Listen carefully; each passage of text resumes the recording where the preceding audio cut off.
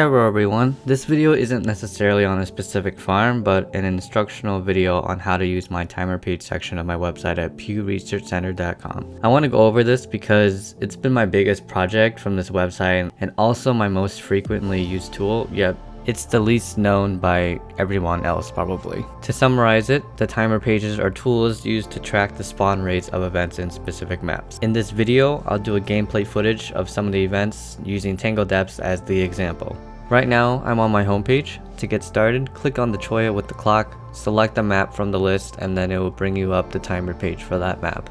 At the top of every page, there may be some disclaimers or information that are specific to that map. Some maps may be very unique on how the events work, so make sure to check those out. On the left side, there's going to be a list of timers that will stick on the page even if you scroll. This list does auto sort from the most upcoming event to the least. You can start or reset the timers from here, and it'll also do the same thing for the timers in the middle of the page. On the middle of the page, you're going to see the map and the relative locations for each event. Some events may have an extra third button that will indicate that there is a specific information about that event.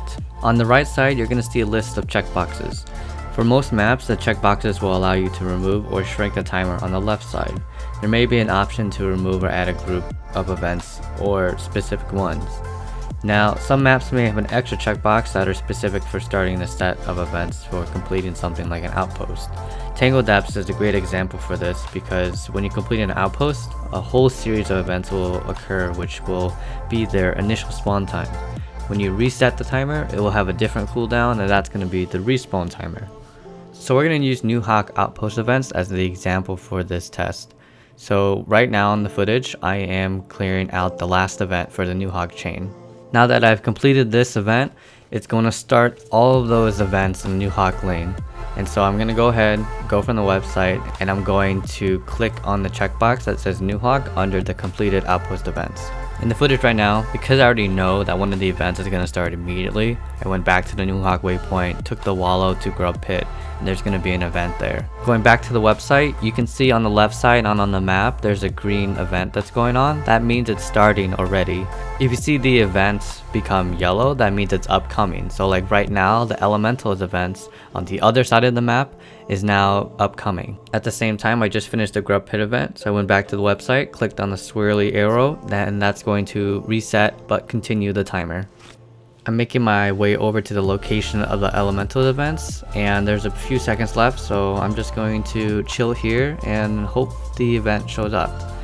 I say hope because while my timer says that the event should be up by now, it's not exactly true because my timers are just an average.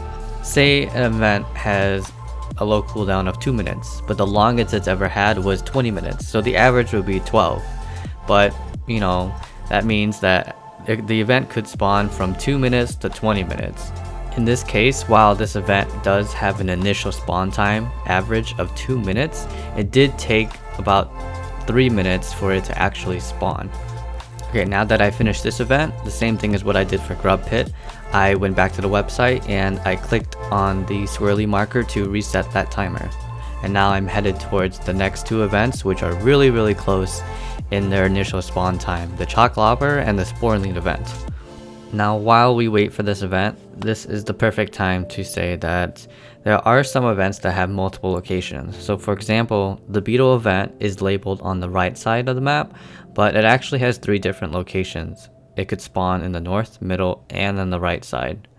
Earlier in the video, I told you that there could be 3 boxes under a timer, and the third box would have been an information box. That would have told you that there are 3 locations, but I guess in this case, I was just kind of too lazy to put that in there. So just a little disclaimer that some maps should have that, but merp. Anyways, so the Lobber and the Sporling events are about to spawn. This is a good example to show you that some events may spawn earlier than expected. So on the last example that we did, the Elemental spawned 1 minute after the timer went off, but this time the Sporling event went 1 minute early. And so now that we finished this event, the same thing as usual, we went back to the website, clicked on the swirly marker on the Sporling event to reset the timer, and just headed to the next event. This event, the Chalk Lobber, there are events that have more than one in their little mini chain. So this is one of them. This one has 2 events, It has the chalk event, which just spawned right now, and you just kill these chalk all around it. And then after you kill all these chalk, there's going to be a champion event. This obviously should be another info box for this event, just to let you know, but merp indeed. I do want to point out that if you want to start commanding a train, especially in a map like Tangled Depths, as complicated as it is, you probably should know how the events work in some fashion. Whether or not you know that there's an event chain, that there's a prerequisite for something, because that's going to help a lot in order to make these timer pages work. Because if you just kind of go and blindside it, it's going to be very confusing, I guarantee that. Speaking of which, Tangled Depths is extremely active when it comes to events. So right now we're only doing 1 outpost events, but there are 4, so you can just imagine that 4 of these are going off at the same time, so that's dozens of events.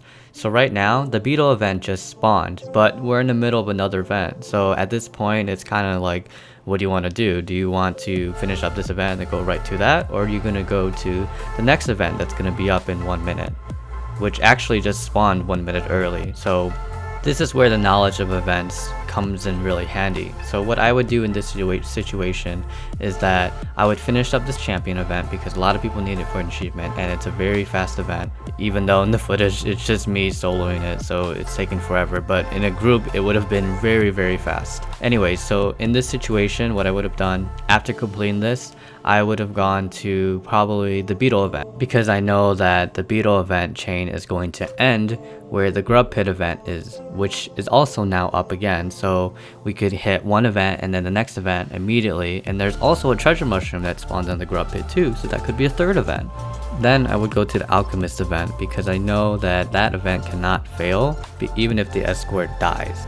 So I hope this example of Tangled Depths helps. We went through the website, we talked about how to use the website, how to start the timers, how to reset the timers, and where the locations of them are. The example of New Hawk, we went through the gameplay of doing the outpost events and then seeing all the events all occur at once. We got to see an event that either started early, started late, and we got to see events occur at the same time. So that's the end of this video. I hope this video was helpful in understanding my timer page. I hope you do use it, especially if you're a commander or a commander in learning. If you're not, that's fine. I hope it's still somewhat useful to you. Thanks for watching this video. If you want more content, make sure to subscribe to my channel, give this video a thumbs up if you liked it, and check out my website at pewresearchcenter.com.